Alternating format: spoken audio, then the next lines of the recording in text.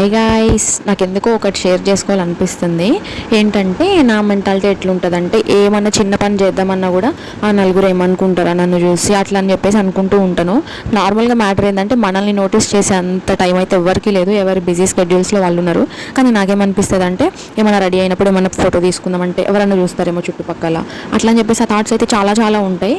ఏంటంటే నేను బీఫామ్లో కాలేజ్లో ఉన్నప్పుడు నాకు ఇష్టం యూట్యూబ్ ఛానల్ ఇట్లా స్టార్ట్ చేయాలా, అవుట్ఫిట్ ఫ్రమ్ స్క్రాచెస్ చేయాలా అట్లా అని చెప్పేసి.